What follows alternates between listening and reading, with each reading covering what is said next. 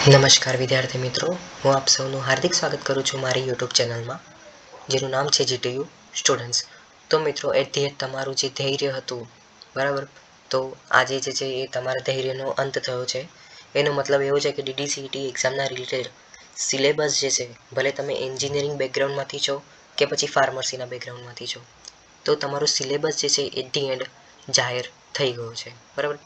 આના પહેલાંના વિડીયોમાં આપણે જોઈએ તો બહુ પહેલાં એક ફક્ત જે એમ કહેવાય ને કે ઠરાવ પસાર કરવામાં આવ્યો હતો, એક પ્રકારની નાની જોગવાઈ કરવામાં આવેલી, બરાબર. તો એના રિલેટેડ આવું એક સર્ક્યુલર આવ્યું હતું, જેનો મેં ઓલરેડી વિડીયો બનાવેલો છે, બરાબર. એની લિંક હું ડિસ્ક્રિપ્શન બોક્સમાં મૂકી દઈશ, બરાબર, કેમ કે આ પણ જે છે બહુ ઇમ્પોર્ટન્ટ વિડીયો હતો, ઠીક છે. તો તમે એ મિસ ના કરતા. આ વિડીયોમાં આપણે ઓવરવ્યૂ જોઈ લઈએ કે ડીડીસીટી એક્ઝામ કોણ કોણ આપી શકે છે, બરાબર, માળખું શું છે.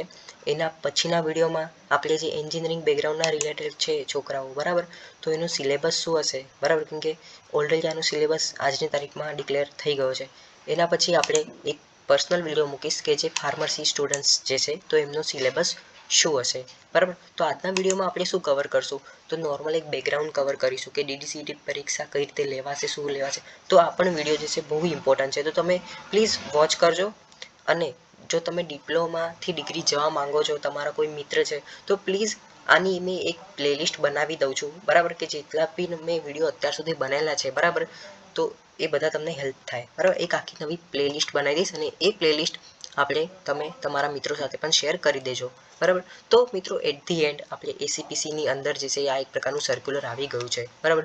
સર્ક્યુલર વાત એવું કરે છે કે 2024-25થી ડિપ્લોમાથી ડિગ્રી એન્જિનિયરિંગ હોય કે પછી ફાર્મસી હોય, તેના અભ્યાસક્રમમાં બીજા વર્ષે એટલે કે ત્રીજા સેમિસ્ટરમાં, આપણને ખબર છે ડિપ્લોમાથી ડિગ્રી કરવું હોય તમારે, તો તમારે ડિગ્રીના ત્રીજા વર્ષે એડમિશન મળે છે, બરાબર. અને એક કોમન જે છે ક્વેશ્ચન દરેકને હોતો હોય છે કે ડિપ્લોમાથી ડિગ્રી તમે જાઓ છો, બરાબર, તો તમે ત્રીજા વર્ષે એન્ટર થાવ છો, તો શું મારે સેમિસ્ટર 1 અને સેમિસ્ટર 2ની એક્ઝામ આપવી પડશે?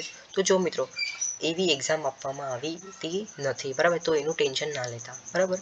તો હવે શું કહે છે આ સર્ક્યુલર, તો મેન્શન કરે છે કે રાજ્ય સરકાર શ્રી દ્વારા હાલમાં ડિપ્લોમા એન્જિનિયરિંગ પછીના ડિગ્રી એન્જિનિયરિંગ અભ્યાસક્રમોમાં, એટલે કે ડાયરેક્ટ ત્રીજા સેમિસ્ટરમાં પ્રવેશ લેવા માટે ડિપ્લોમાથી ડિગ્રી એન્જિનિયરિંગ હોય કે પછી ફાર્મસી હોય, બરાબર, તો ત્રીજા સેમિસ્ટરમાં ડિપ્લોમાથી ડિગ્રીની કોમન એન્ટ્રન્સ ટેસ્ટ, જેને આપણે ડીડીસીટી એક્ઝામના આધારે આપણું શું બનશે, તો એક મેરિટ બનશે, બરાબર.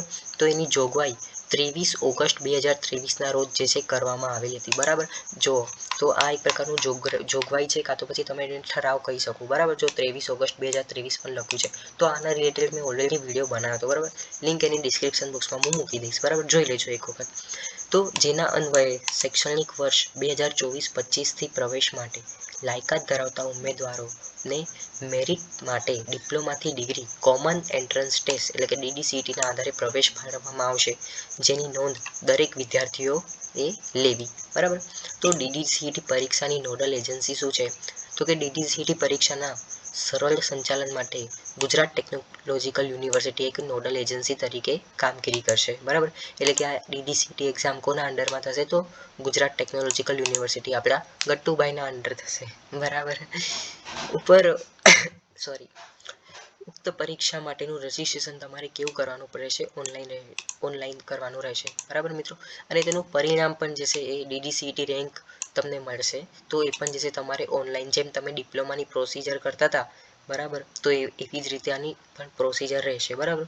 ડીડીસીટી પરીક્ષા માત્ર તે જ વર્ષ માટેના પ્રવેશ માટે માન્ય રહેશે. એટલે કોઈ એવો વિદ્યાર્થી છે કે 2024માં આપે છે, પછી એ વિચાર કરે કે મેં ભલે ને એક્ઝામ આપી છે, પણ હું 2026માં આપીશ, તો એવું નહીં થાય, બરાબર.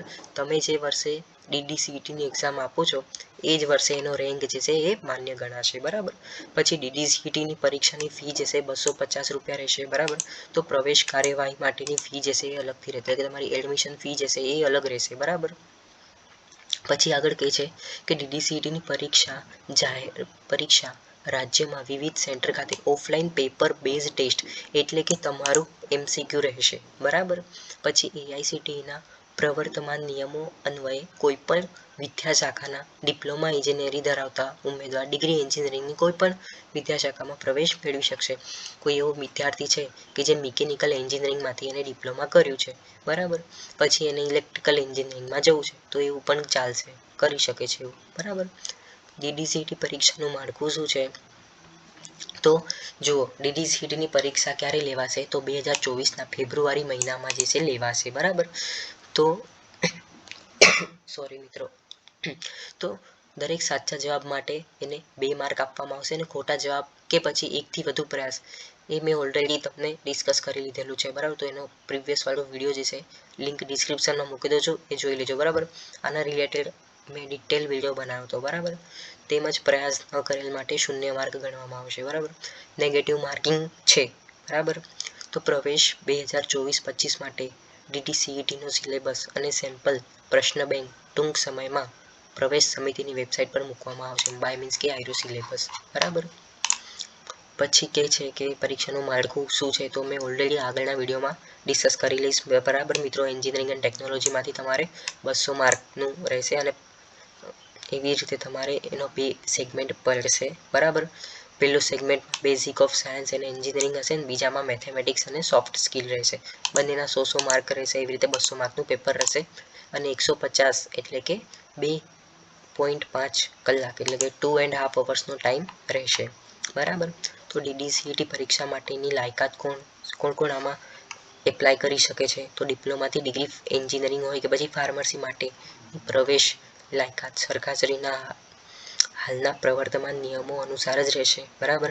DDCET પરીક્ષા માટે હાલના સરકારશ્રીના પ્રવર્તમાન નિયમો મુજબ માન્ય ઉમેદવારોએ જે તે વર્ષમાં ગુજરાત રાજ્યમાં આવેલ માન્ય બોર્ડ યુનિવર્સિટીમાંથી ડિપ્લોમા પાસ કરનાર વિદ્યાર્થી તેમજ સરકારી સંસ્થા ખાતે 0.5% બેઠકો માટે સમગ્ર દેશમાંથી માન્ય યુનિવર્સિટીમાંથી ડિપ્લોમા પાસ કરનાર વિદ્યાર્થીઓ, બરાબર. કોઈ એવો વિદ્યાર્થી છે કે જેને ડિપ્લોમા 2023માં કાં તો એના કરતાં બી પહેલાં પતાવી દીધું છે, કમ્પ્લીટ કરી દીધું છે, તો એ એલિજિબલ છે. બીજું મેન્શન કરે છે કે અગાઉના વર્ષમાં ડિપ્લોમા પાસ કર્યું હોય અને ડિગ્રીમાં પ્રવેશ ઈચ્છુક ઉમેદવાર એટલે કે મેં તમને કીધું એ પ્રમાણે, અને કોઈ એવો વિદ્યાર્થી છે, બરાબર, કે જેને છઠ્ઠા સેમની એક્ઝામ હજી બાકી છે, તો એ પણ જે છે એ આપી શકે છે, બરાબર. સિમ્પલ આટલા એક ફકરામાં એટલું જ મેન્શન કરેલું છે. પછી એડમિશન પ્રક્રિયા દ્વારા પ્રવેશ પ્રક્રિયા માટે ઉપલબ્ધ સુવિધાઓ. હવે ઘણા છોકરાઓ કહેશે કે યાર કંઈ હેલ્પલાઇન બી તો જોઈએ યાર અમને ગાઈડ કરવા માટે વગેરે. એક તો પહેલાં તો હું તો છું જ ગાઈડ કરવા માટે. તમે મને કંઈ પણ કોમેન્ટ કરશો, હું તમને એનો રિપ્લાય એઝ સૂન એઝ આપીશ, બરાબર, ચોક્કસ આપીશ. તો તમારે આજે DDCETની પરીક્ષાનું એપ્લાય કઈ રીતે કરવાનું? તો ACPCની આ વાળી વેબસાઇટ ઉપર કરવાનું રહેશે, બરાબર. 2 વેબસાઇટ આપેલી છે, બંને એક જેવી જ છે, બરાબર. તો શું કરશે કે પ્રવેશ સંબંધિત તમામ સૂચનાઓ, લાયકાત અને મેરિટની જોગવાઈના નિયમો તમને કહેશે. પછી ખબરો તમને આપશે, બરાબર. કોઈ ઇન્ફોર્મેશન હશે તો એ આપશે. પછી સંસ્થાઓની યાદી અને ઉપલબ્ધ બેઠકોની માહિતી. નિશ્ચિંત રહો મિત્રો, જેમ અપડેટ આવશે એમ હું પણ તમને ગાઈડ કરતો રહીશ. તમારે શું કરવાનું છે? મારી ચેનલને સબસ્ક્રાઈબ કરી લેવાનું છે, બરાબર. તો DDCETની પરીક્ષાનું રજિસ્ટ્રેશન થશે, પછી એનું ઓનલાઈન એડમિશનનું રજિસ્ટ્રેશન થશે, પછી તમે જે રીતે એડમિશન લો છો એની ફીની ચૂકવણી થશે, ચોઈસ ફિલિંગ થશે.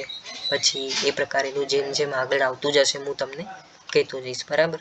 ઇન કેસ જો તમારે બહુ મોટી ક્વેરીઝ હોય તો 24/7 જે છે આયરો હેલ્પલાઇન નંબર છે, બરાબર મિત્રો. તો હવે હવે આપણે જે છે આગળના વિડીયોમાં સિલેબસ જે છે ડિસ્કસ કરી લઈશું. Thank you so much for watching my video.